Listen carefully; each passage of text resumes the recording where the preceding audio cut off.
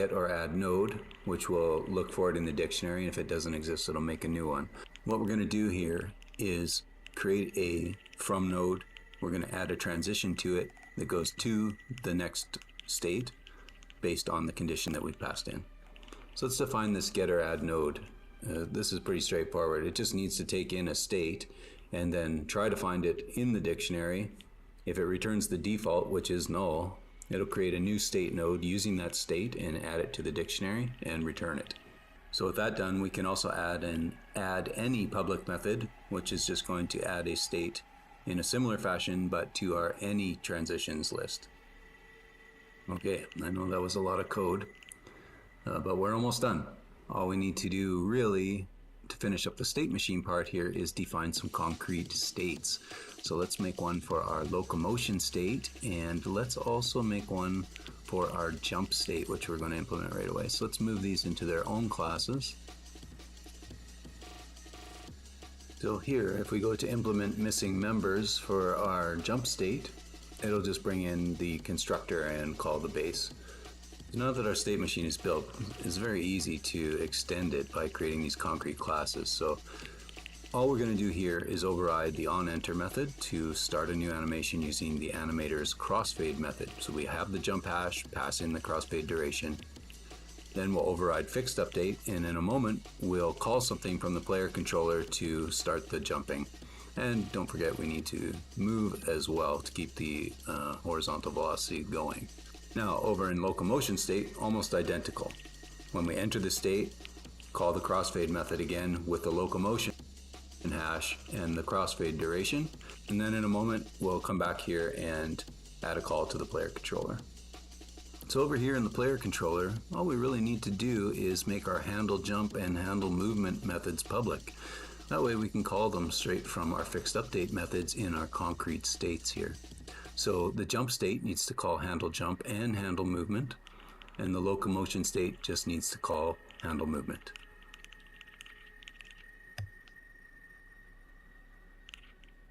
So now we can go back into the player controller and start setting up our state machine in the awake method.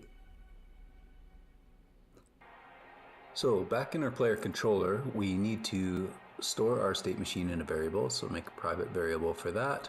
And in awake, we can do all the configuration of our state machine. So we'll get a new instance of a state machine, and we'll declare a few states.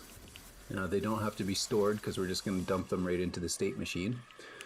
Just pass in this as the player controller and pass in the animator, which we already have a reference to. Now let's make a few helper methods that are going to call our state machine add transition methods. So we'll just call it at for the add transition method, and we'll call the other one any for the add any transition. And then up in the awake method again, let's continue defining transitions.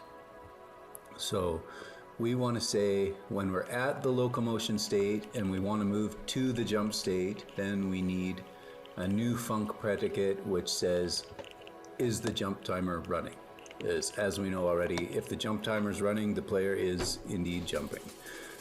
Let's make another one that goes back from the jump state to the locomotion state whenever we're grounded and the jump timer is not running.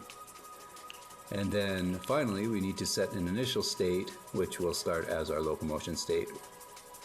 Now I want to introduce a short refactoring here of our jump method. So if we look up here at our jump timer, we have on our timer, we have different events that can be fired. Okay, let all those scripts compile, and we need 5 things. List, and I'm going to change the capacity of the list.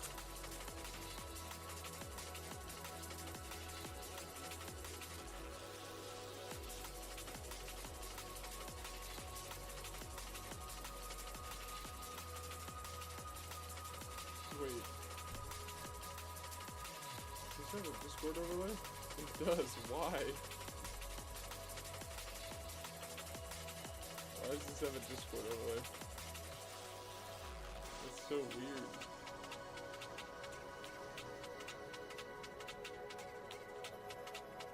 It's so strange. Yeah, cool.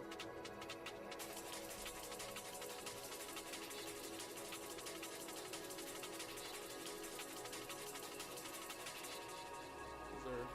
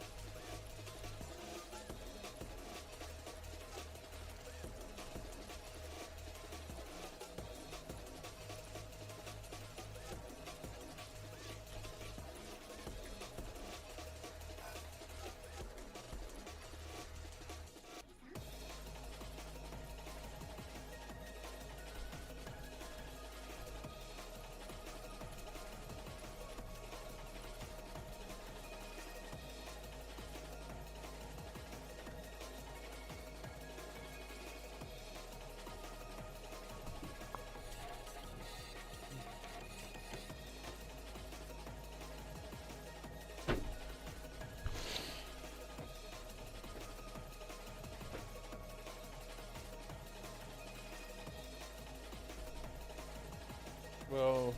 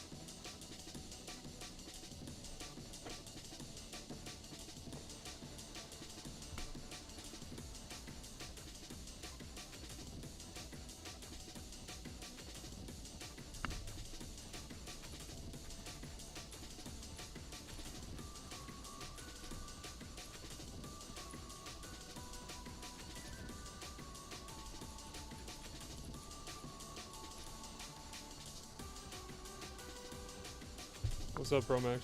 Hope you're doing well, man.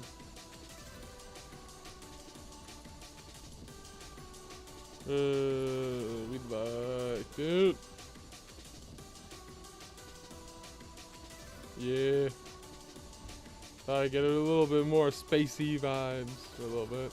So we're getting some breakcore.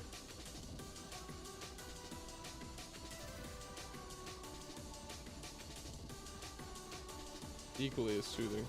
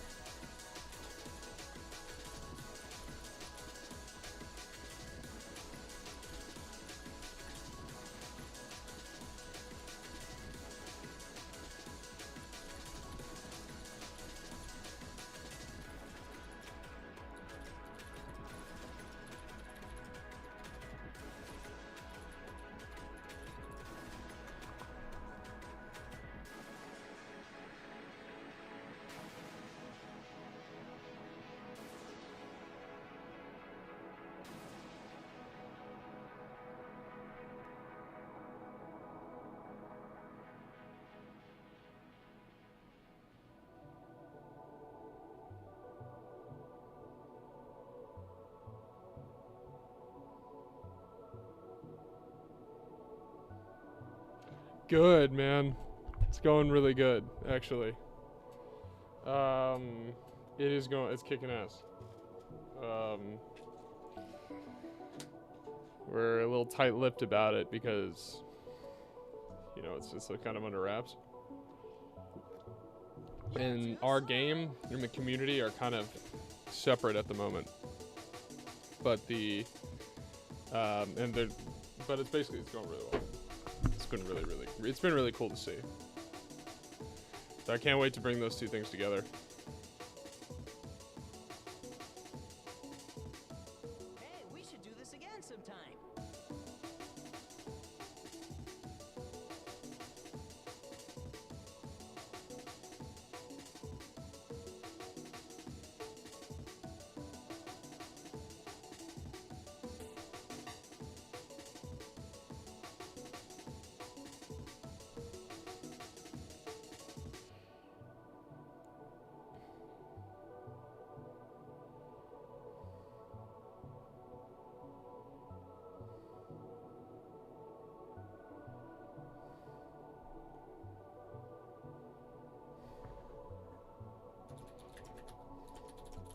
Too easy.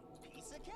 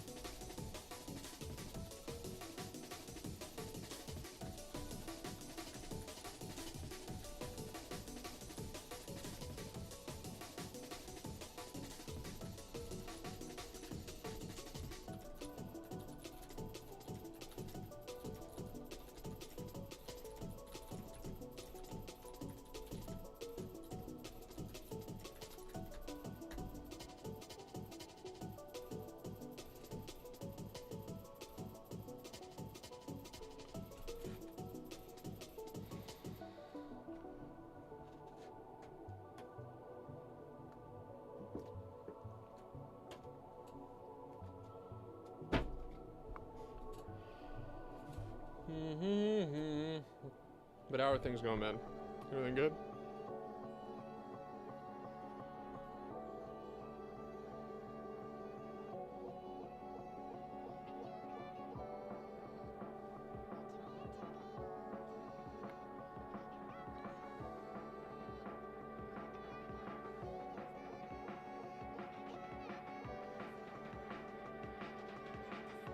Got lots of exams. How's it all going, man? You making it through?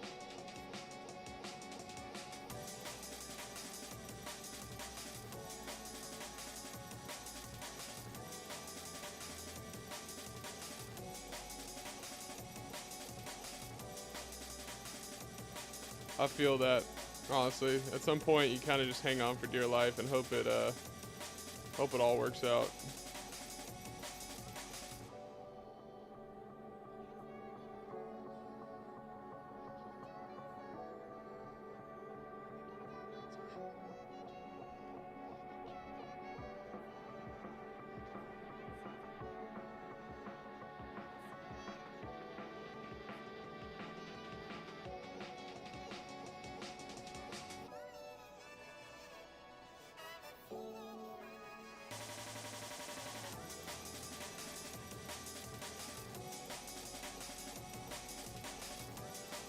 Yeah. Exam season, that kind of the time of the year, you know? You gotta shape up. It can be stressful, man, but I know you're gonna do alright, you know?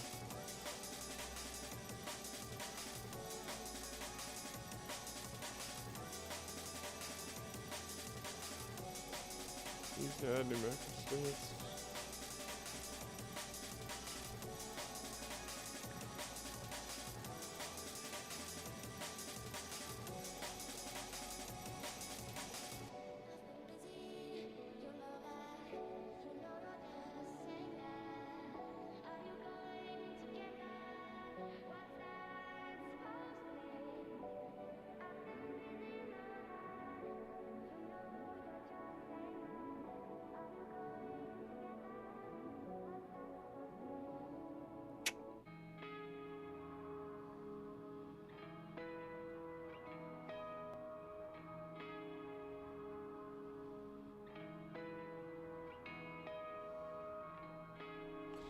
Okay.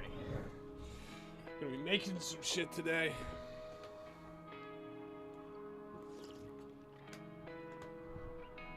Alright, Miku. It's time to lock in for the next, what is it, 2 hours? Wait, hold on, let me double check.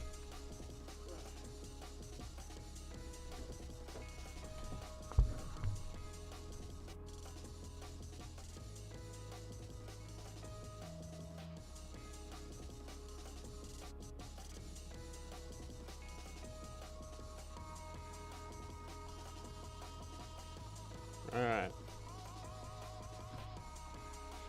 Next 3 hours, Miku. Here we go. Let me fucking turn on my shit. It's hot. It's hot as hell. It's just, it's, yeah, it kind of looks like I'm drinking, like, I'm drinking antifreeze is what I'm drinking.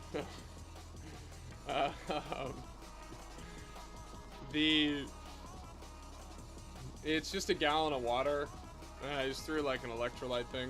Actually, like Skittles makes one for the flavored kind of stuff in it. Just easier than buying like cans of soda and shit like that. Sometimes just gallon up.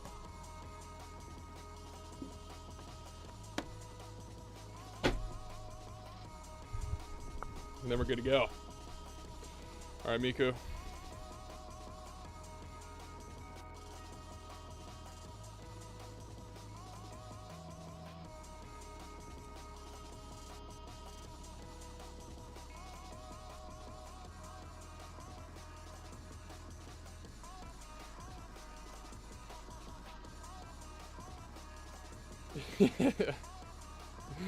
just get lubricated. Just get lubricated internally. That's all we're doing.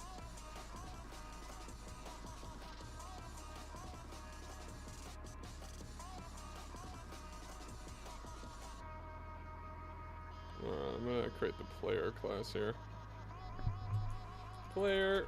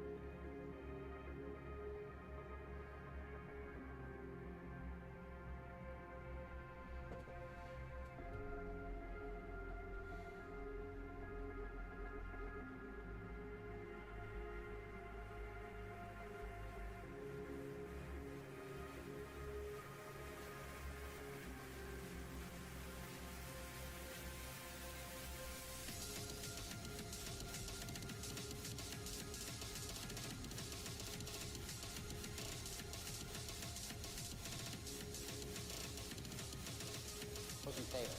I'm unsure of what's being proposed. I just said what was being proposed. I just said, What's that? and you're being obstruction. Comrade Beria is busy combining his role as Minister for both Interior and Security. I mean, wouldn't it be kinder if someone else carried the happy burden of Vice Chairman? I thank Comrade Khrushchev for his concern, but I can assure you all I'm perfectly capable of doing two things at once. Well, it's three things. Should we bring in an advocate? All right, let's move to a vote on both proposals, all right? First, me as, and Comrade Beria as Vice Chairman. All those in favor? Carried unanimously. All right, next. We need someone to take charge of the funeral. What about Comrade Khrushchev? Where's this coming from? I formally proposed Comrade Khrushchev be given the honor of organising the No. funeral. What? Come on, I don't have any time to do that. Well, I can do three things at once, you can at least do two. What the hell do I know about funerals? You said you wanted to honour his legacy. You told me last night in the bathroom. All those in favour? All those in favor? No, Well, I think you'd be good, actually. Passed unanimously. Mickey Khrushchev, funeral director. It suits you. Yeah, it suits that face, anyway. Comrade Beria. I propose a halt to deportations, the release of some existing detainees under Article 31, and the suspension of all arrests that were officially sanctioned 3 days ago. Whoa. That's like wiping your ass on Stalin's final list. No. This is demonstrably revisionist. Releasing people we arrested 3 days ago will make us look cretinous. Listen, Stalin was misled. We were misled. Really? So the people responsible should be found and punished. Who are you kidding, Lavrenti? Yourself? We all knew what we were doing when we signed those lists. Stalin destroyed the status quo, and he rebuilt it. He was liberal.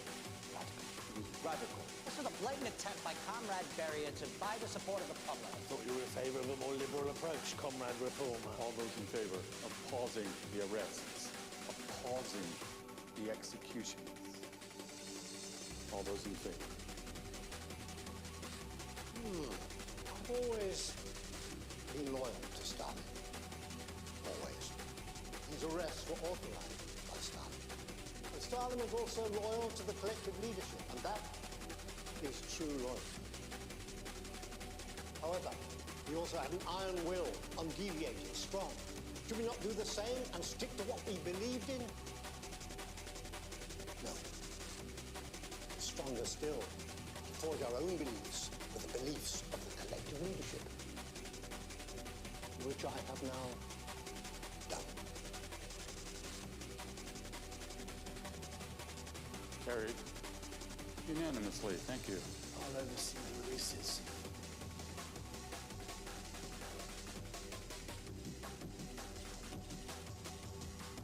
So it's going. Hope you're doing well, man.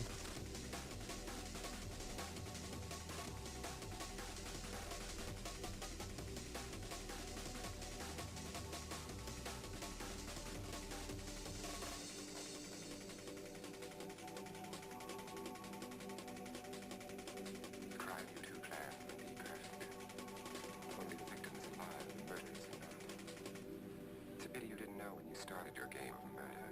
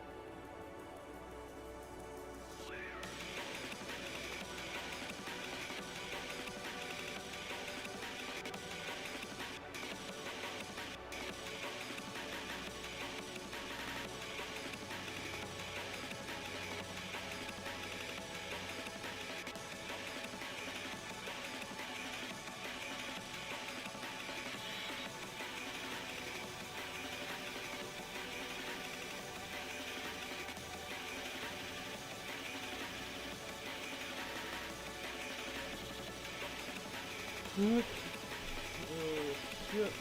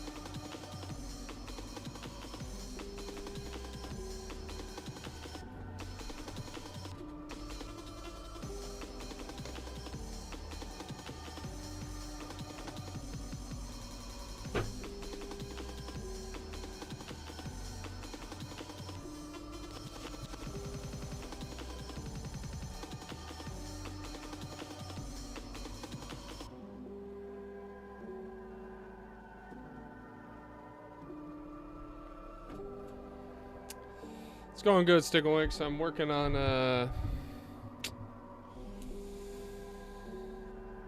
just experimenting with some new input stuff, like a new grab interaction system. But I also wanted to clean up our input a little bit. So you know, we were running a lot of our input through just conditional logic. So just checking, hey, are you doing this? If you're not doing this, just update it. Whereas it's much cleaner to run everything through a state machine. Sorry, excuse me, a state machine, which is essentially where like your player is it's like they're in a jumping state or a running state or a shooting state. You know, those are all different states, and you can decouple the conditions that kind of come with those states and what results from being in those states, you know, without having to like constantly always check that, right? So it's a common thing in software engineering, right? It's not unique to game development, but it's particularly pertinent. The thing with VR that's a little bit different is that there's always a lot of stuff happens at the same time. You're not puppeting a character that goes through deterministic like outcomes. You know, you're not pressing a button and then the character like swings a sword in a really specific way. You have a person with their hand that can swing the sword any which way they want. Right, so state is often a difficult thing to kind of manage because you can't be in really one state in that sense, in the sort of same sense. At least functionally speaking, you're never really in one state. You're always in a combination of states. And so as a result, you kind of want to, there's a state aggregator pattern that is good to follow that I've found after watching a couple of videos.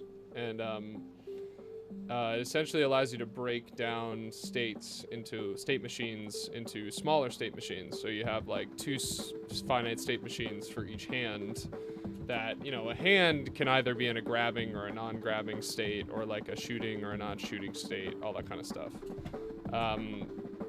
But you know, you can't be in like a, that still allows you to be like that hand to be in one state, but then the body can be in a separate state, right? The body can be in its own state that again is restrictive, but those two things aren't necessarily dependent, right? The body doesn't need to be in a state that the hand can't be in, yada yada yada. However, then what you can do is you can aggregate those states to a macro state manager. So like if the player is in a certain state, then that can restrict everything. So like, if, for instance, if I'm grabbing, in our game, you know, you're driving, right? So if I'm grabbing a steering wheel, I don't want you to be able to move, let's say. Like, you can't move while you're grabbing a steering wheel. So because of that, you know, we're gonna put the player in a driving state, but only when both or one hand is in a driving state, which is like when the hand is grabbing a certain type of object, you know, which is the steering wheel. And so you have like those 2 state managers feeding to a macro sort of state controller that changes the player state, which then can affect everything else. And so hopefully, like, especially in our game, we're thinking about adding other modular systems. Like, you can attach like a gun to your hand and things like that. And if you do that, then, you know, we need to make sure that your hand is now kind of in a different place. Like, your hand is no longer a grabbing hand, it's a shooting hand. And so then your hand is in a different state, but that doesn't necessarily affect the rest of your body. And it can sort of functionally preclude you from doing things, but without sort of creating a lot of this instability or weird conditional logic that we constantly have to check on every frame. And then also by doing it this way, we can update these states based on events. So we can update them discretely as opposed to checking them constantly or continuously. So it just makes things a little bit more efficient, a little cooler, and a little bit easier to build, hopefully in the future. So trying to do 2 things at once, making a local version of this, and then we'll transition it to the network version when we're having a look at it. So a lot of work to do, but hopefully we can get it done. Alrighty.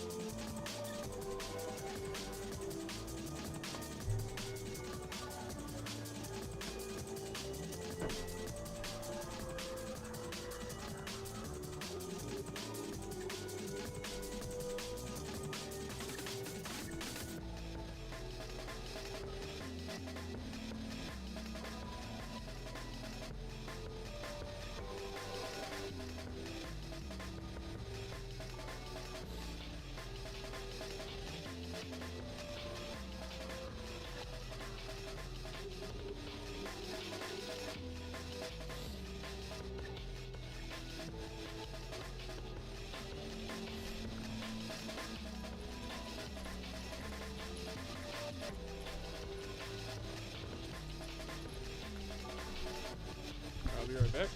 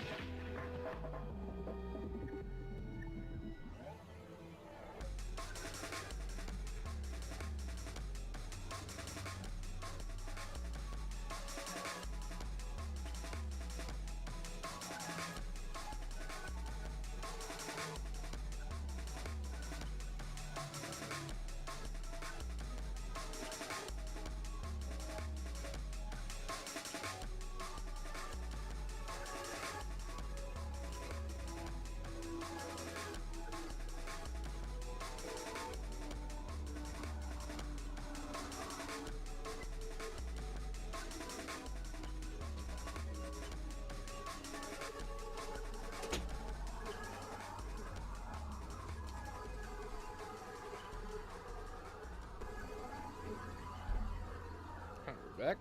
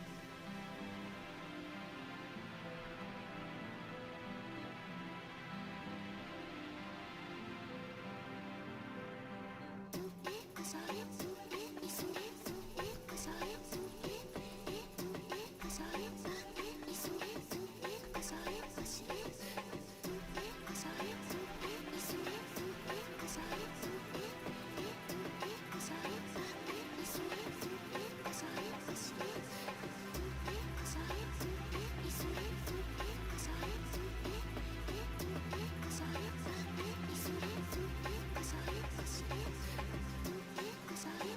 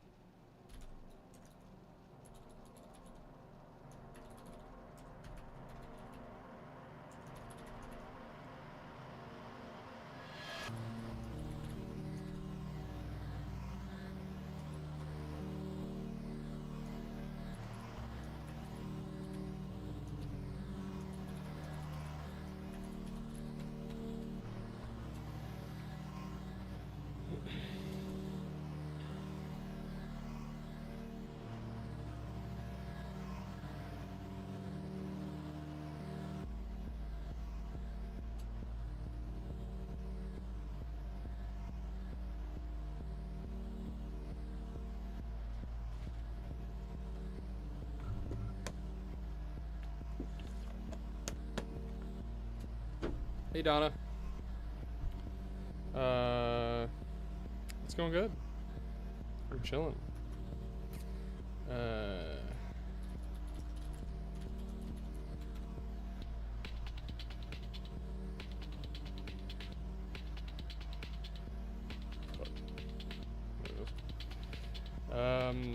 Working on a lot of shit.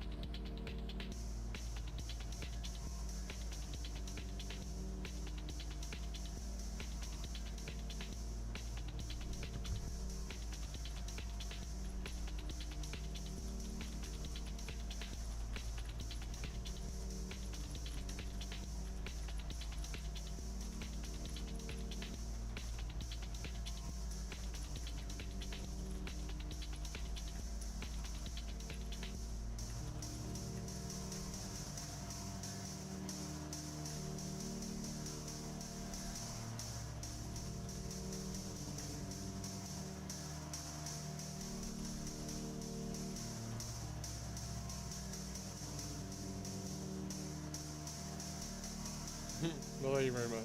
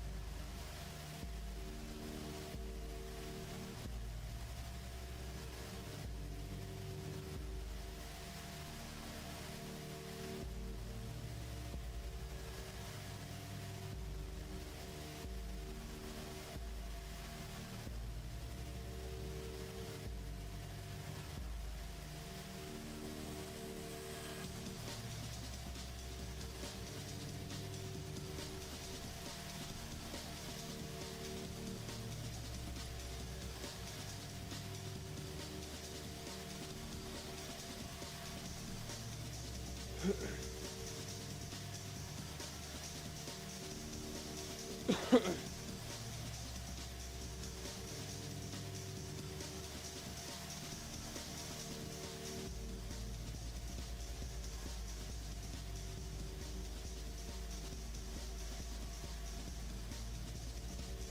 is why all the CEOs, they take no actual salary. They take a $1 salary and they get paid all in stock, and they take the stock at the bank, deposit it at the bank gives them a loan on that stock, 80% LTV, and all their money washed tax-free because you can't get tax on loans. This is legit. It's Edward verified. You see, the process of taxation is an erosion against your wealth creation. And if you can get into assets that give you the power to borrow against them, that access to capital is powerful because it escapes taxation, because borrowed money is not taxable to you. I feel like every video I watch of his, it's always Edward verified. I think the most important distinction in that initial video to make is the fact that if you receive stock in exchange for services, that is taxable. And the way to make it not taxable, of course, is that it would have to be something like stock options that you have not yet exercised. Otherwise, receiving stock versus receiving payment, it is basically the same taxation. It's at fair market value, and you are not leaving with no tax in that situation. And for more accurate tax advice or tax attorney, subscribe.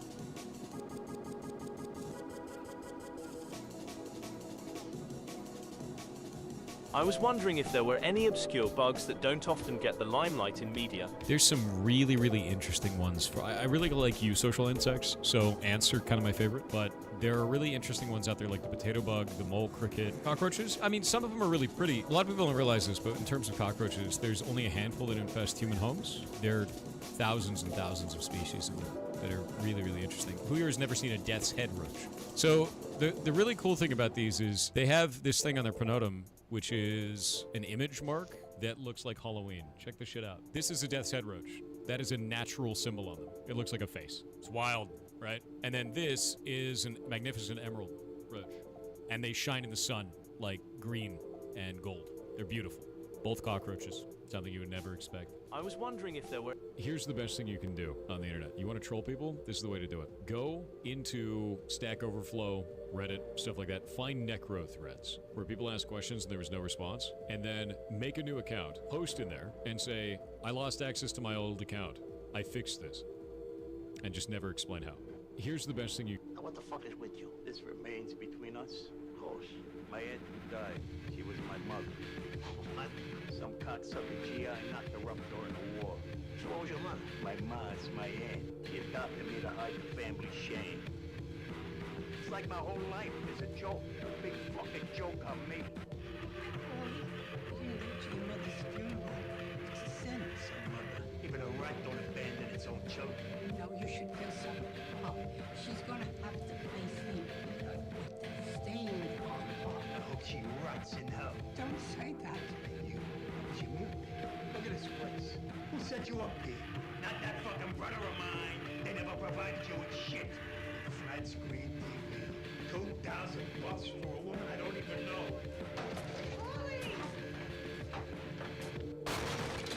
Ollie, you're on your own. Never want to see you again. Now what the fuck is with you? This remains between us. My aunt. I'm the worst with contracts because I actually read them. It makes anyone I travel with very upset. So like I land in a city and I need a rental car. They say, sign this. If you flip that paper over, that is the entire rental car agreement. And if you read it, it says some crazy stuff. My favorite is you won't drive out of state. I'm gonna drive out of state. One I read said, if you have a problem and you have to sue us, you will sue us in California. It's called a choice of venue provision. Like, I'm not going to California to sue. So what I do is I take a pen and I just cross things off and then initial it and then flip it back over and sign and hand it to them. No one has ever said a word to me. And then people that I'm with are looking at me going, I can't believe he's doing that, you know, make him stop. I'm the worst with In the movie Borat. Team America is a movie we made last year that was all done with marionettes. The whole movie starts where the International Police Force shows up in Paris and just blows away all of Paris in order to get one terrorist, you know what I mean? And it's a condemnation of that. But on the other hand, in the middle, it sort of took a turn and started ripping on the liberal, you know, on the actors. Matt Damon. We live in LA. We know a lot of actors. They're not smart people, right? I mean, and Team America is a movie we made last year that...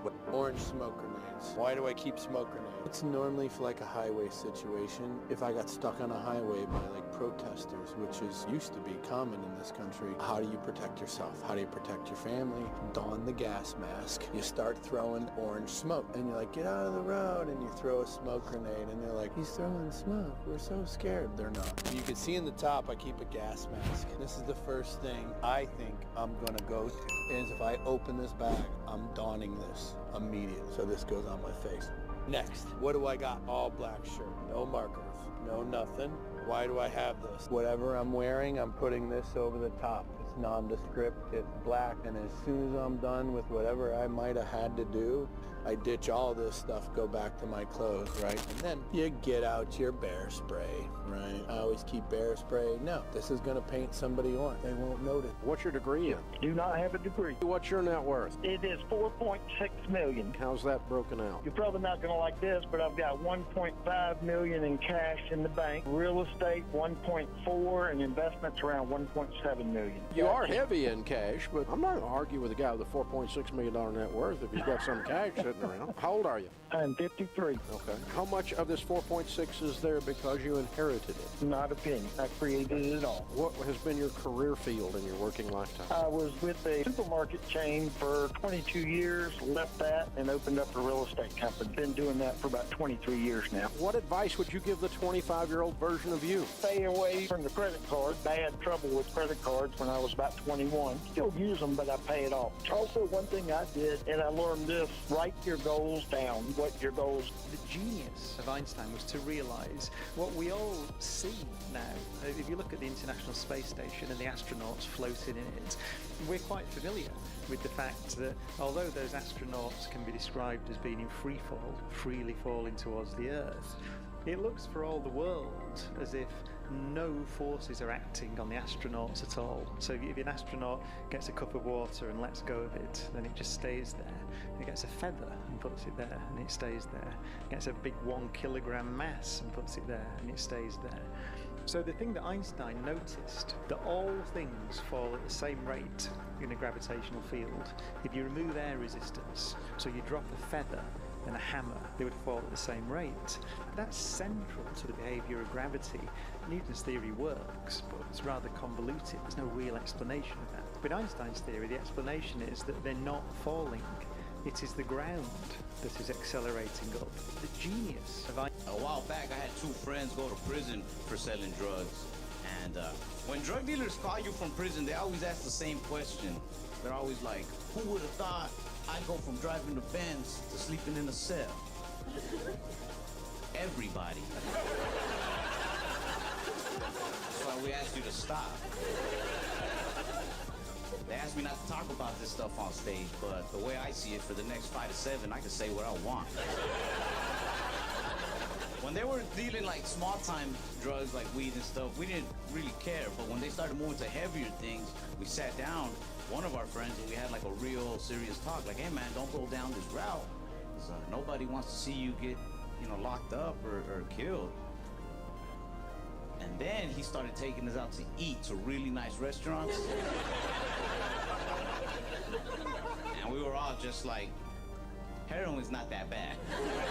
In 2016, a grocery store opened in Devᯅ that only sold expired food, where aisles were filled with dented cans, bruised produce, and products that other stores refused to sell. Because at the time, over 700,000 tons of food were... Did you see the Nancy Pelosi debate with the dude from Mumford & No. Sons? January 6th has been mentioned. A dark day for America indeed. Yeah, dude, he handed her. And I'm sure Congresswoman Pelosi will agree that the entire month of June 2020, when the federal courthouse in Portland, Oregon was under siege and under insurrection by radical progressives, those too were dark days for America. But it is not like what happened on January 6th, which was an insurrection incited by the President of the United States. Well, I can't believe Nancy Pelosi actually did an Oxford-style debate. That just seems ridiculous. Who told her that was a good idea? You may be thinking now that Trump is a populist. He didn't accept the 2020 elections, and he should have. So should Hillary in 2016, so should Brussels, so too should Congresswoman Pelosi. I don't know. I mean, I guess she thought Winston. I got myself into some drama. I was watching a Minecraft speedrun from a very large content creator, and something wrong about it. That YouTuber was Danny Gonzalez.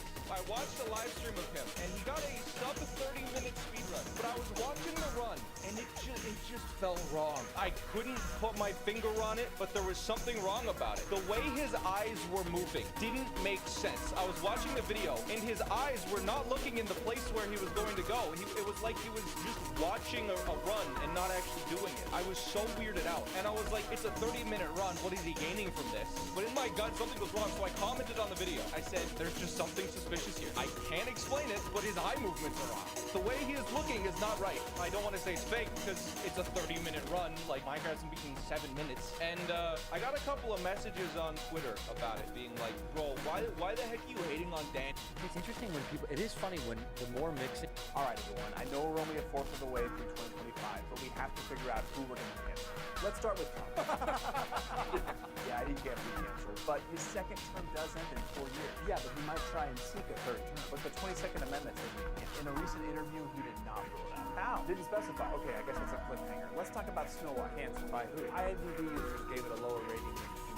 Did those users watch the movie? But a lot of people had issues with this film, from the CGI dwarf to its star critiquing the original film, to Gal Gadot's acting ability, and all the changes they made to the story. Do kids like it? I don't know. Has anyone asked the kids?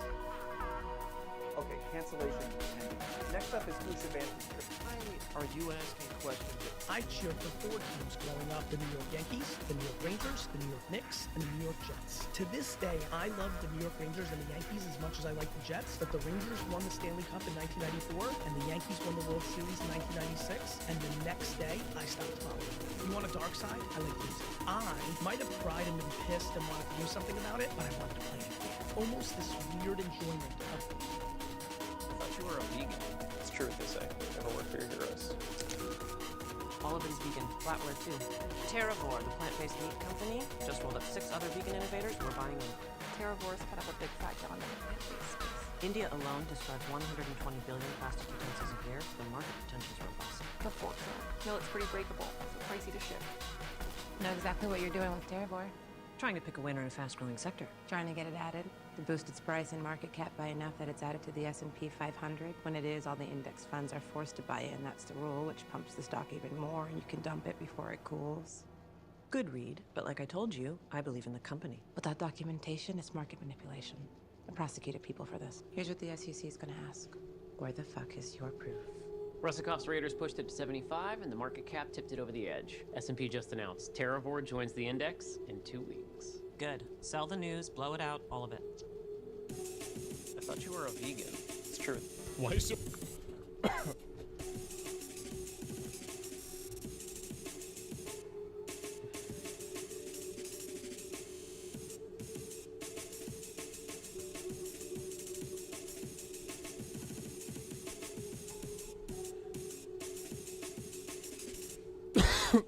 Excuse me?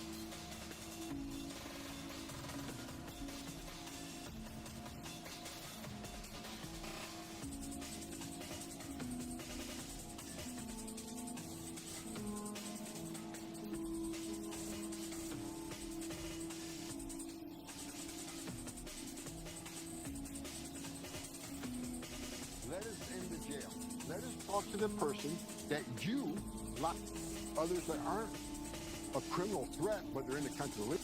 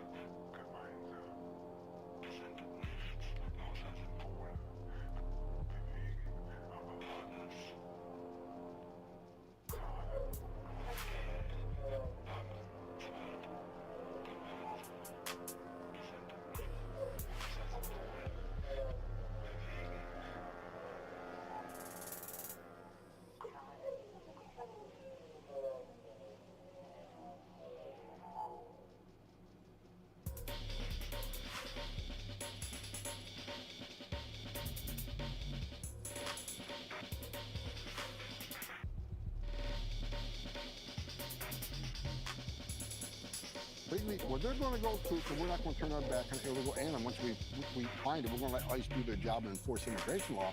So what you get being a sanctuary city is exactly what you don't want. More officers in the community and more collateral arrests, because we found them while we're looking for the bad guy.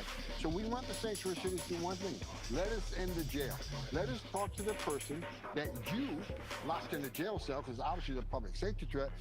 Give us access to that person. It's safer for everybody. It's the right thing to do. And the message from sanctuary cities is this, which is a bunch of crap. Well, we're a sanctuary city. We're a welcoming jurisdiction because we want illegal aliens to feel safe when they want to report crimes or they're victim of crime to come to us for help without the fear of working with ICE. That is so false, because number one, we don't want to talk to the victim and witness. We want to talk to the guy you locked in a jail cell. And if you go talk to the victim and witness and ask them, do you want the bad guy released back in your neighborhood? The victim and witness don't want him back either. So let us get access to the person locked in that taxpayer-funded jail to help drive crime down the neighborhood and make it safe for officers and aliens in the community. It just makes sense to me as a career cop. I don't understand why any elected official whose number one responsibility is protecting their community, why would you not work with us to remove a child rapist from the community rather than release them back in the community? I got about 3 more questions for you because I know your time is precious and I really appreciate you giving me this time. Prior to the election, you pledged to conduct the largest deportation in American history. Now, there's more than 11 million undocumented immigrants living in the United States.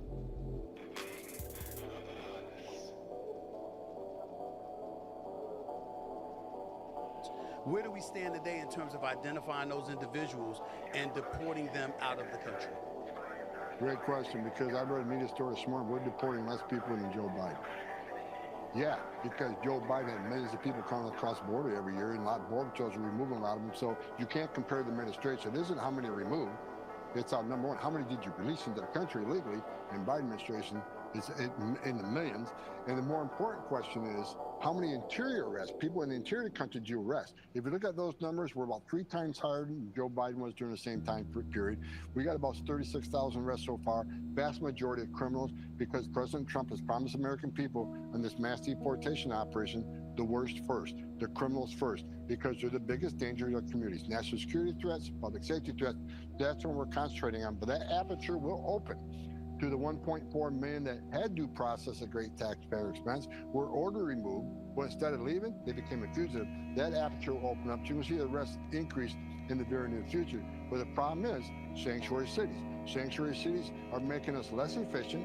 Well, rather than one agent arresting one bad guy in a jail, now we got to send a whole team into the neighborhood for officer safety reasons to find somebody that don't want to be found. So that's slowing us up.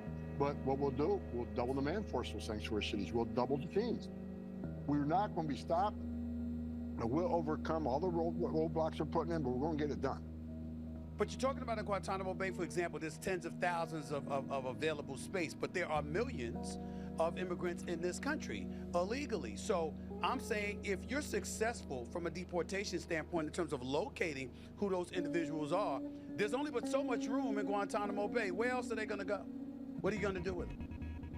Another great question. I've been on media for the last 2 weeks. Congress needs to fund this operation. We need money because you're right. Every illegal alien we arrest, we need a bed for. Our bed's almost full right now.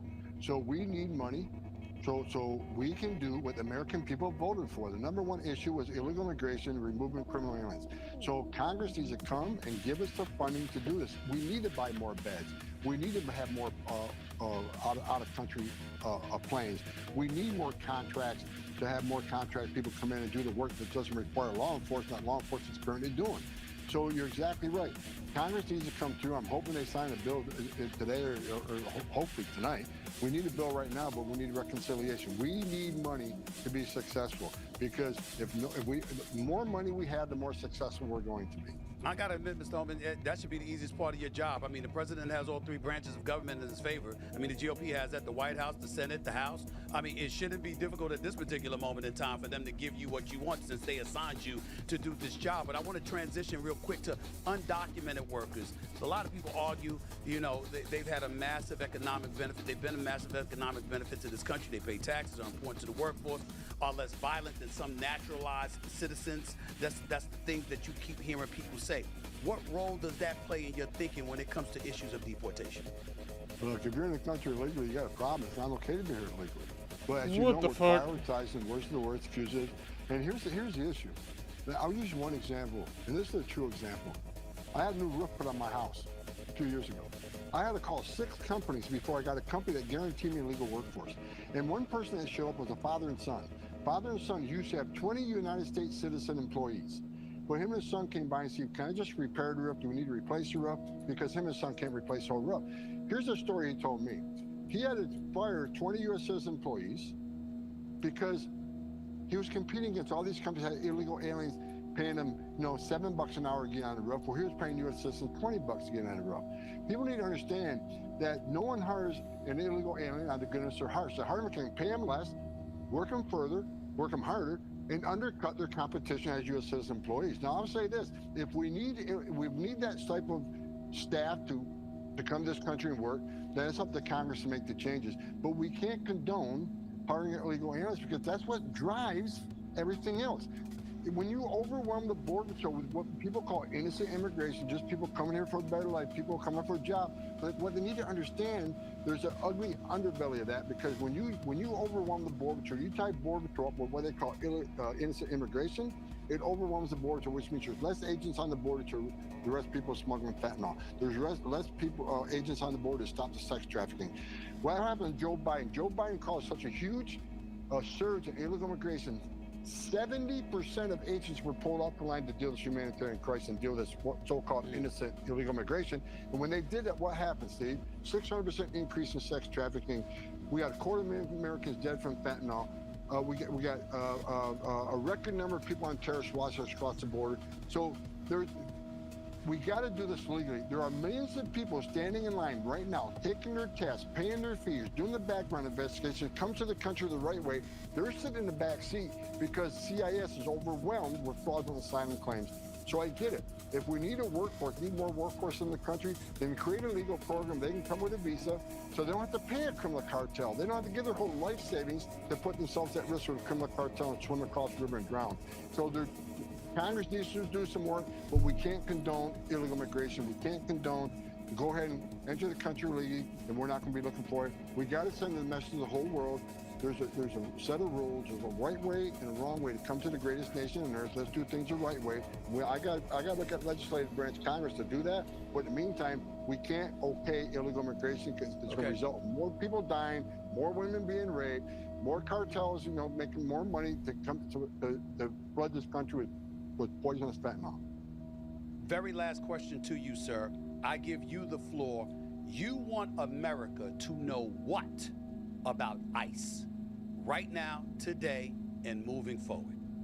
Here's what I'm sick and tired of reading stories that ICE is going to raid your school, they're going to raid your churches, they're doing neighborhood sweeps. People need to understand everybody that ICE arrests is based on a targeted enforcement operation, which means they know who they're going to arrest. They have a pretty good idea where they're going. They have to drop an operational plan. So it's not neighborhood sweeps. We're not going through neighborhoods looking for people different than us. And when we got away with the sense of location policy, we ended it. Why? Because we have to go to a high school and arrest an MS-13 member we know is there right now. He's a public safety threat. We need to go in that high school along with the local authorities and arrest that public safety threat. Doesn't mean we're going to raid the school. It means we're going to arrest the bad guy that's in the high school, the same as every other federal law enforcement agency, state law enforcement agency, local. They all do it, and ICE should not have a different set of rules. We're going to schools to arrest a public safety threat, significant public safety threat. Churches, we'll never raid a church, but we know there's a national security threat we know is in a church right now that we're looking for. We know he's sitting there right now. We're going to arrest that person. Doesn't mean we're raiding schools. Doesn't mean we're raiding churches. We're not raiding hospitals, which I see a lot of left media saying it. They're scaring the immigrant community. I want people to go to school. We want people to go see their doctor and go to the hospital, go to church. We got to straighten that narrative out. It's a left that are putting fear in the immigrant community. We are basing our operations right now on the worst of the worst criminals. So go to church, go get your medical care, send your children to school. We're not raiding those places. We're doing the same thing every law enforcement agency does. It's not sweeps, targeted enforcement operation, a lot of planning. We do this carefully. The agents are very professional. So I just wish the left would just state the truth on what we're exactly doing. Look at the data. As I just said, 36,000 arrests, vast majority of criminals. We're doing exactly what President Trump said we would do and that I said we would do. We're concentrating on worse. There's no left or right here. I'm Senator. I care about the damn truth. And as far as I'm concerned, I want you to know, first of all, you're welcome back on the show anytime. I would love to have you back on to get in more intensive conversations about this, even more so than we just did over this last 20 plus minutes. I thank you for your time, and please feel free. Anytime you've got something to say and you want to come back, you want to have a conversation, please know that you're welcome to come back on the show, sir. I really appreciate it. Thank you very much. Thank you, sir. I appreciate you. All right. One and only Tom Holman, a.k.a. the Border Czar. He oversees the southern border, the northern border, all maritime, and, of course, aviation security. It's Tom Holman right here on the Stephen A. Smith Show. Really.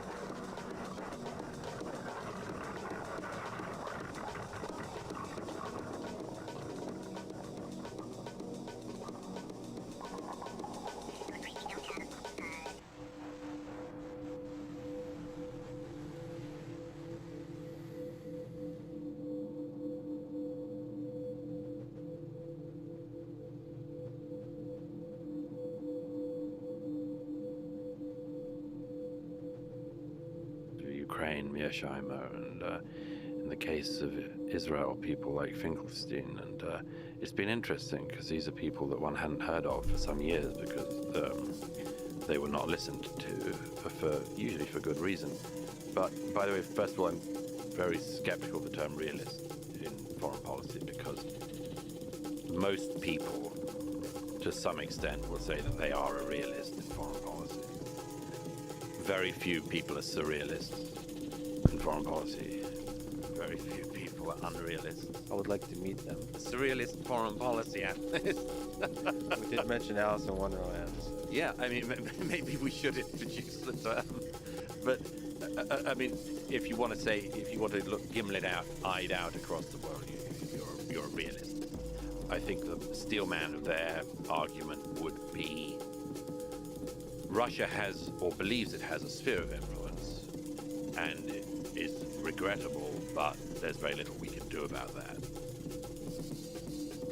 That would be about the best version of that argument you can make. Well, to expand on that, Steelman, isn't this how superpowers operate? In the dark, realist/surrealist way? Meaning the United States uses military power to have a sphere influence over the whole globe, really. China appears to be willing to use military power to expand its sphere of influence. And political power, yeah, more importantly in the case of China. Political power. Non-kinetic warfare to take over areas, Hong Kong being the obvious one. Behind that, isn't there always a kinetic threat? Oh yeah, of course, yeah. I mean, you disappear some booksellers and students who are protesting, of course. But to go back to this, yeah, of course. Okay, countries believe they have or would like to have spheres of influence. I do think at some point that the so-called realists on that have to try to decide how much leeway that allows you to give to a fairly rapacious regime. And it's not the easiest calculation always to make. You have to work out whether or not, for instance, it is true that if Putin had managed to go all the way to Kiev in the first weeks of the war in 22, he would have gone straight on to other places. And, maybe he would have done, maybe he would have taken his time, maybe he wouldn't have done. And this is a very fine calculation that changes every week, let alone every year.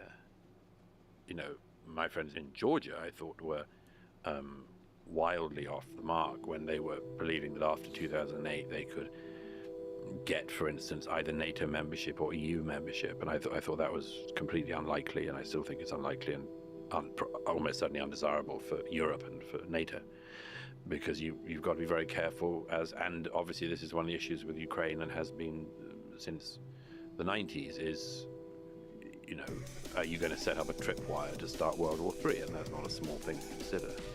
So what do you think the peace deal might look like?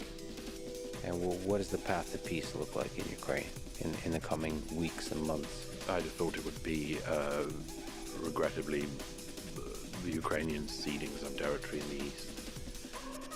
And then making sure they rearm during whatever peace period comes afterwards. And probably all 4 territories of Donetsk, Luhansk, Zaporizhzhia, Kherson. You couldn't lay any of that out because it has to be negotiated. But I think the ease with which non-Ukrainians are currently speaking about Ukrainians ceding territory is concerning, because these territories include hundreds of thousands of Ukrainian citizens who do not want to live under Putin's rule, and people who have families in the rest of Ukraine, and much more. And I recently interviewed children who had managed to get out of the Russian-occupied areas, and it's brutal for a Ukrainian to be growing up in that territory. So when people say, well, obviously, Donetsk has to be given to Putin, I think that is not as easy a thing if you're in Ukraine as it is if you're sitting in New York, say. And by the way, I think that on the issue of, there is a school of thought that obviously President Trump to some extent was floating in recent weeks, which is that if a deal is done, a business deal in relation to minerals or anything else, you get a kind of buffer zone of American businesses and investment, and therefore American business people in the region, which would effectively warn Putin not to invade. I don't follow that idea, because not least there were Americans in the regions that were invaded in 22 and they left fast. And we know from Hong Kong and other places, just because there are international financial interests in the region does not mean that a dictatorship will not either militarily or covertly take over. I don't see American miners as being an effective buffer zone against Putin. By the way, what did you learn from talking to the children, Ukrainian children from those regions? Well, I mean, it's heartbreaking, because the only schooling is Russian schooling. Obviously teaching the Russian language, Putin's view of history, and effectively indoctrination. And people can quibble with that term, but it's Putin-esque indoctrination schools. And any children or families that do not want that effectively have to hide and not go out. And I spoke to children and parents who'd had school friends, for instance, the Russians set up in 22 and 23 summer camps for the children of some of the areas that have been occupied, and the children went off to the camps and then they didn't come back. But they were just stolen. I mean, it's thought that around 20,000 Ukrainian children have been stolen in this fashion. That's not a small thing. It's not got very much attention, but yes, I mean, children who would hide whenever the Russian troops came to the door. One teenage boy who described to me how when his mother was out, a woman came around the house, knocked on the door, and gave him his papers and said that he had to attend the next week to sign up for the Russian army. This is not good, and that's obviously what life is like for thousands of people behind the Russian lines in Ukraine. I just have it in mind when people say things like, well, obviously these regions have to be handed over. It's very, very hard if you're Ukrainian to concede to that. Yeah, and even if they are as part of the negotiation handed over, I think it'll probably be generations or never that could be accepted by the Ukrainian people. Absolutely, and I would have thought never. What do we know about this kidnapping of children? The stories of the thousands of children that the Russian forces kidnapped. Some of them were in orphanages in eastern Ukraine, not all by any means, but some were. And it's a very complicated story, actually, because many children were taken from their families. Many the Russians said, well, look at these Ukrainians, they don't even look after their children, therefore we will look after them. And I was recently, when I was there, looking into this story, because it's a very interesting question as to why it hasn't had more attention. One thinks of, for instance, the abduction of the Chibok schoolgirls some 12 years ago now in northern Nigeria, and that appalling abduction of 300 girls by Boko Haram completely gained the world's attention. And I was very interested into why the Ukrainian children who had been taken by the Russians had not gained similar attention. There's a slight similarity with the war in Israel, which I'm sure we'll come on to, but I do think that one reason is that they were effectively hostages, and the Ukrainians knew, this is my estimation of the terrain, is that the Ukrainians knew that if they made a great deal about this, or as it were, more than they did, that the children would effectively be the most effective bargaining chip. And I do think there's considerable truth in that, because if you look at, for instance, the way in which pressure has been put on the Israeli government by the Israeli population about the kidnapped Israelis, you'll see that it's a pretty effective tactic for any totalitarian regime or terrorist group to operate in a way that means that the population of the country you're attacking pressure their government to do something in terms of concessions. It's a very effective tool, and I think that story was partly played down not just outside of Ukraine but also within Ukraine, partly for that reason. As a truth seeker, as a journalist, how do you operate in that world where, at least to me, it's obvious that there's just a flood of propaganda on both sides? Now, of course, when you go there and directly experience it and talk to people, but those people are still also swimming in the propaganda. So unless you witness stuff directly, sometimes it's hard to know. Like I speak to people on the Russian side, and they're clearly, first of all, hilariously enough, they almost always say that there's no propaganda in Russia. Of course. Which makes me realize, I mean, you can be completely lied to. Maybe I am in the United States as well, and just be unaware. Maybe Earth is run by aliens. Maybe the Earth is flat, so I don't know. Maybe you've taken mushrooms. I have before this, and I finally see the truth. And it's you that are deluded, Douglas. Okay, but back to our round Earth discussion, round Earth shills that we are. How do you know what is true? You can tell it when the bare facts become not true. Like you can tell it when somebody is willing to claim that everything caused the invasion of 2022 except for Vladimir Putin invading Ukraine. Yeah, there's a hilarious thing that happens, and I think you've actually speak about this, that people are generally just much more willing to criticize the democratically elected leader. Forward. So the interesting thing that happens is these wise sages that do the narratives of like NATO started the war, right? Which there is some interesting geopolitical depth and truth to that, like that NATO expansion created complicated geopolitical context, whatever. For sure.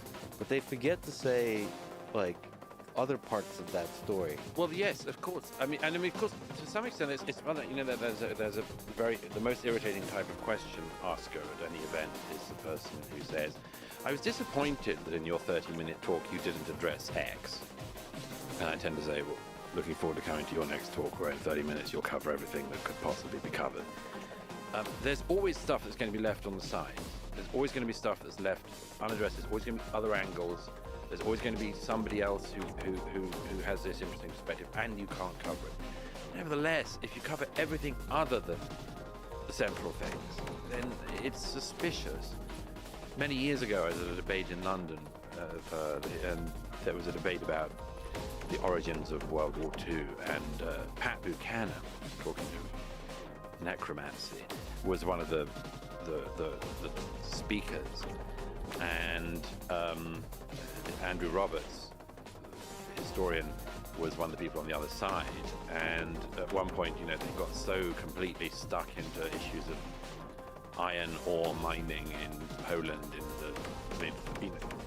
something like this, and the moderator, I remember, it was just a melee, and the moderator turns to Andrew Roberts and says, Andrew Roberts, why did World War II begin? He said, World War II began because Hitler invaded Poland.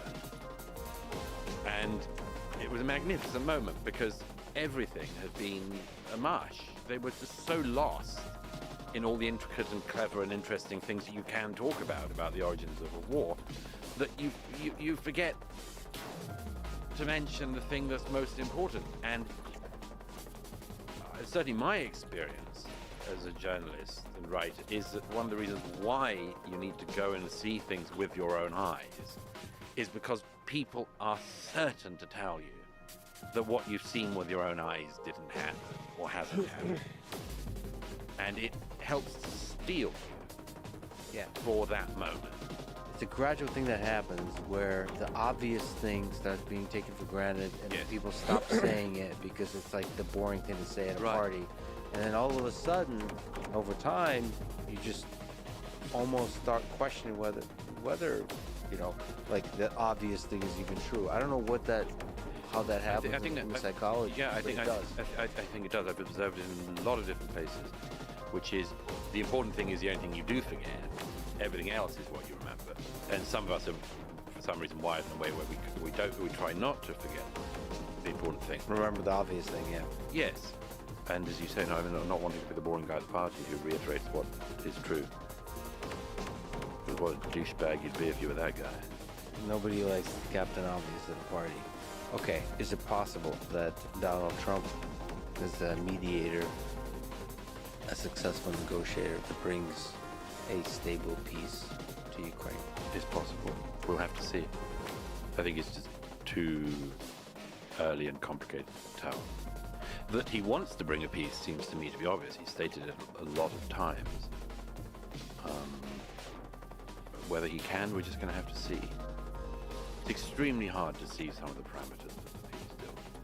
And I would suggest that not the most difficult, but one of the most difficult is that there is no peace guarantee on paper that the Ukrainians can possibly believe.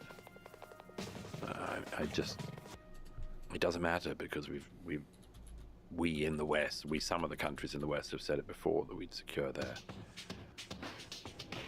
peace, and we haven't. And so what other than NATO membership, which is not possible in my view, what other than NATO membership would reassure the Ukrainians that they are going to have their borders secured and the peace of Ukraine secured? I can't see. I think there's not going to be ever a guarantee that you can trust. I think the way you have a guarantee, implicit guarantees, by having military and economic partnerships with as many partners as possible.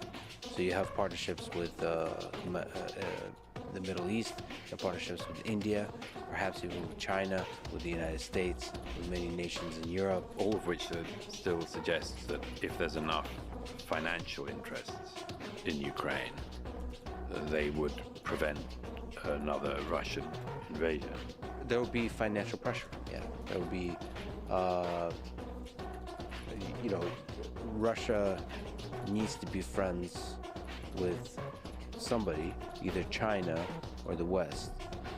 I think a world that's flourishing would have Russia trading and being friends with the West and the East. Talk to be ideal.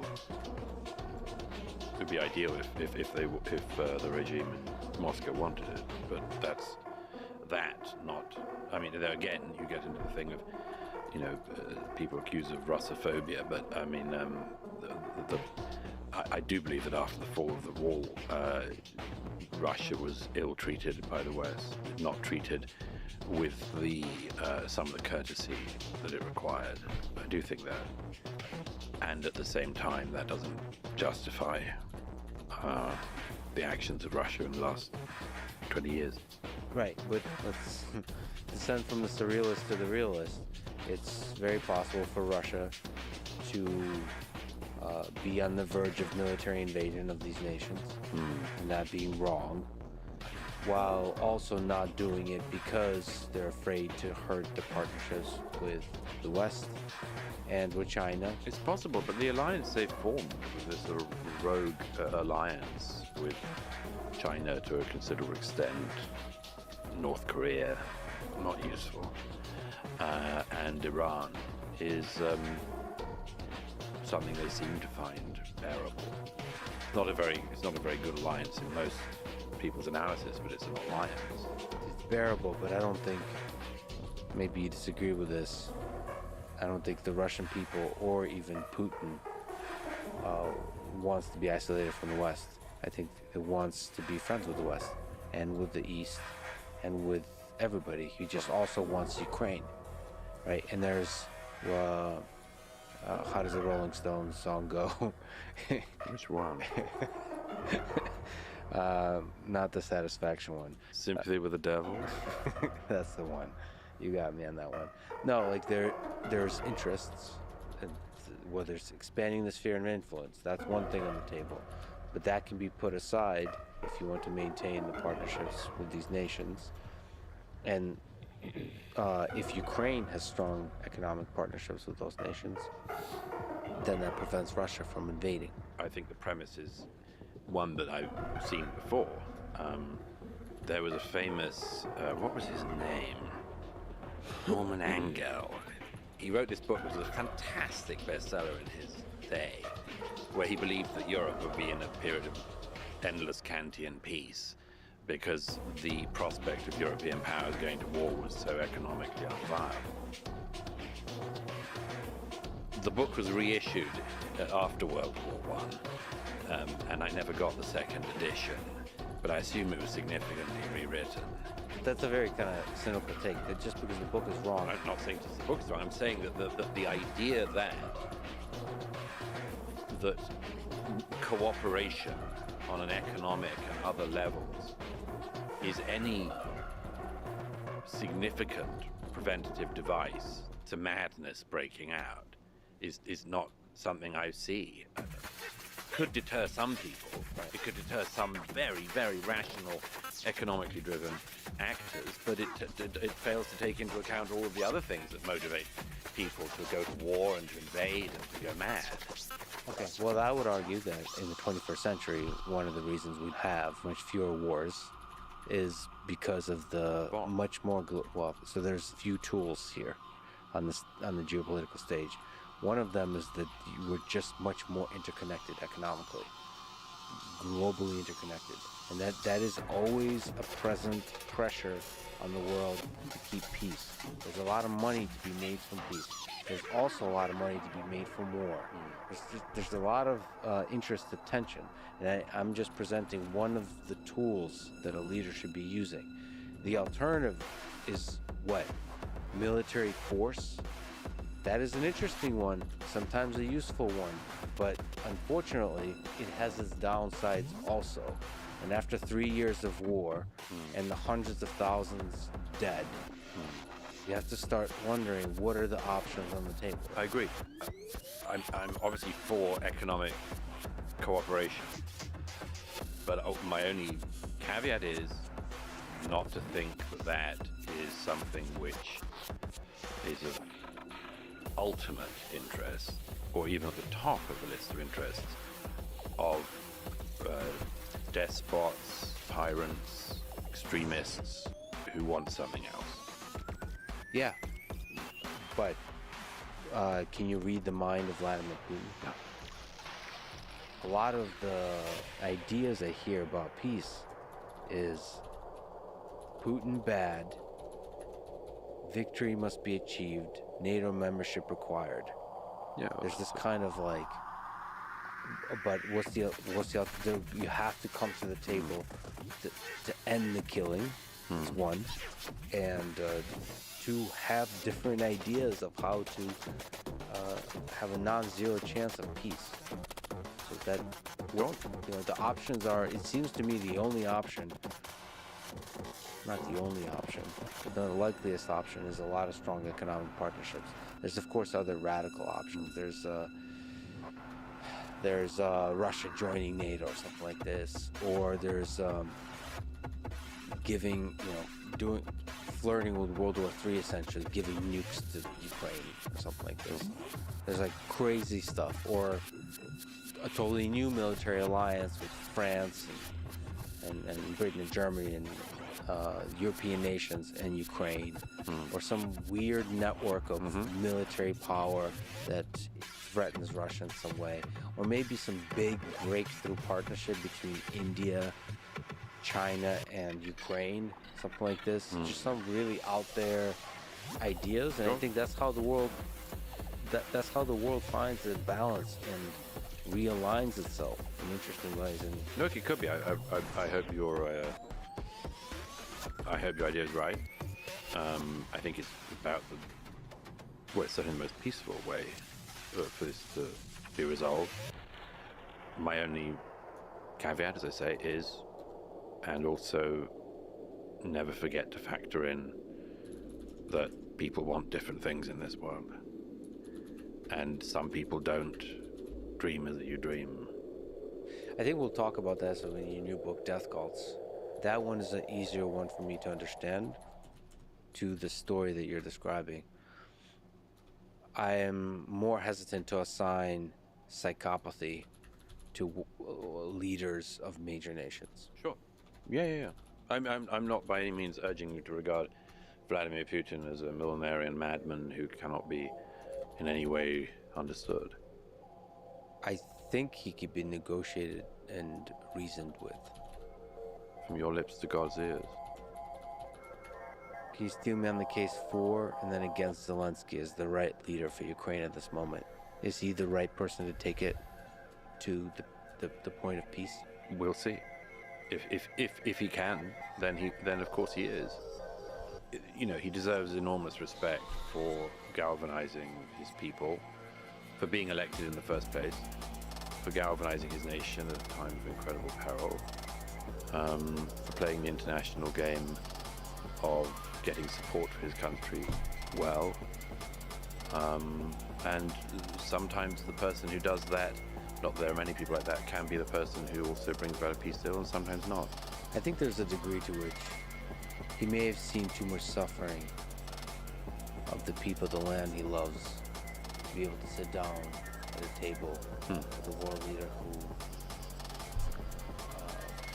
did the destruction, to be able to that is very hard. Compromise on anything. That's possible. Again, it puts the onus on him. It sort of slightly presupposes that Putin doesn't have the same human instinct on that. It is extremely hard. I've noticed this in a lot of conflicts. It's extremely hard the way in which outsiders come in and others who haven't seen what you've seen or gone through what you've gone through and say, you know, it's time to get around the negotiating table and just, you know, you think you didn't see what I saw, you didn't go through what I went through. Who are you to tell me? It goes back to that thing of the visitor from the land of war and the visitor from the land of peace.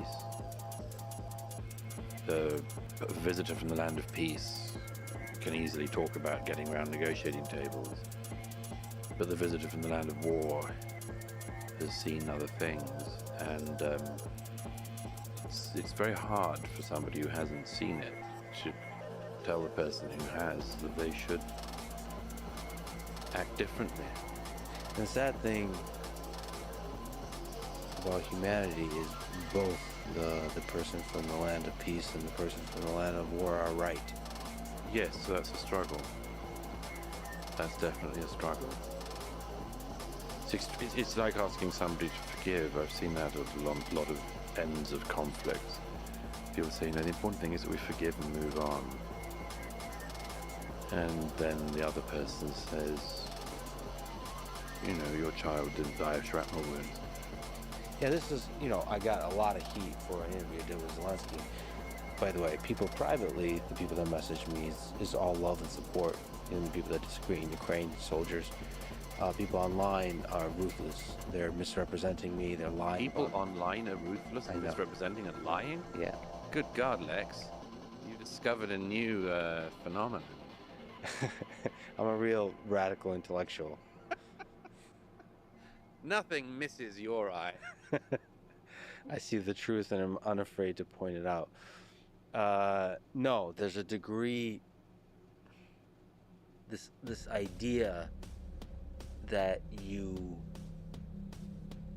need to compromise with the person, with the leader of a nation you're at war with, and in so doing, to some degree, are forgiving their actions. Because the actual feeling you have is you want it to be fair, and the definition of fair when you've seen that much suffering is for him and everybody around him, and maybe even all of the people on the other side to just die because you've seen too much suffering. But the other side of that is, yes, there's children that have died, but you coming to the negotiation will stop table, other children from dying. Yes, of course. and so like there is just, you had this kind of way of speaking about it, embodying that perspective, that it's naive to say to come to the negotiation table, and it is for a person from the land of war. But the very smart, intelligent, and not naive person from the land of peace that is often right in some deep sense about the long arc of history, for them it does it is the right thing to come to the negotiation table to end the more killing. The one thing I would add to that, though, is, don't forget that it also depends on whether or not there's a clear shot of winning. Sure. If there's a clear shot of winning, and that's the most important. The most important thing in wars is not final negotiations or anything like that. It's simply winning and losing. And if you have a clear shot of winning and you can take it and you're near it, then having somebody else come in and saying, why not stop just before victory is very hard. That's one of the many complexities of the conflict we're talking about. You know what's the other big complexity of that? Because the clear shot of winning is like a man walking through the desert seeing water. It could be, during war, it really is an illusion. So here's what happens. The really complicated aspect of negotiation is, in order to negotiate peace from a place of strength, you have to have victory in sight. Yes. And so the temptation from that position is to not negotiate, is to keep pushing forward to achieve victory. And this, I would say, hindsight is 2020, but this is the failure in 22 and 2 occasions to negotiate a ceasefire and peace. One in the spring, because Ukraine was in a real big, I would say, position of strength, having fended off the Russian forces around Kiev. That's one. And then, as you mentioned, in the fall of 22, with Kherson and Kharkiv, had a lot of military success. They were in a place of strength. And from that place, they've decided to keep going because victory was in sight. But that was also an opportunity to make peace. It's perfectly possible, yes. That's the hard thing. It's very hard. It's all hard. But I'm just, again, victory can be won in war. It is often won. And you're right, they can also grind on because nobody has the capability to make a breakthrough. It's a case, I mean, the wisdom about civil wars tends to be that they sort of burn out after about 10 years or so, for similar reasons. When you're in the war, can you actually know that a victory can be won? It's a very good question. And you mean troops on the battlefield, or military leaders, or political leaders? Military and political leaders. It just feels like I said, man in the desert seeing water. I think there's a sense that victory is so close. There's times in a war when you feel like victory is close. No, you're right. And then it just slips away. Yes, it's an interesting insight. It's like the way in which there's a force in nature, which is that if you amass an army, amassing it will pull you in to using it. Yeah. Extremely hard to amass an army somewhere and then say, let's go back. Yes, you're right. No, it's one of many interesting aspects of warfare. I think the sad thing about successful wars, at least in the modern day, is it takes a great military leader, which I would argue that Zelensky really unified Ukraine in this fight in the beginning of the war. You have to be that, and like you said, after you amass the army and have military success, to be able to step back and make peace. Those two just don't often go hand in hand, because again, as a wartime leader, especially one who has seen the suffering firsthand, walking away is tough. Especially also combined with that, just the realities of war, where there is probably corruption, that there is things, once the war ends, there has to be investigations. Because the war wasn't won, you might not turn out to be, when history looks at it, the good guy. And a leader always wants to be the good guy. So there's just all psychological complexities that are, and you look at this whole picture, in a basic sense, if you want Ukraine to flourish, if you want humanity to flourish, you just ask the question, okay, so what is the thing I would like to see. There's so many historical analogies you can give, but just surely not rewarding Putin's actions in any way would be a good way to deter him and other dictators from trying to grab land in the future. So yeah, but this is nuanced because like it's very probably good to be the boring person at the party that says dictatorships are bad, democracies are good, many of the ideals of the West are good. Democracies are better. Better? Yes. Yeah. That sounds like Animal Farm, but yes, 2 legs better. But yes, democracy is better. And invading countries is bad. But World War III is bad too. So after you say something is bad, what's the next step? Because military intervention in a lot of these conflicts, it'll be about deterrence. Yeah, but what's effective deterrence? That we're going to have to keep going over for a long time to come. My question is, how can we achieve peace in April, in May, right?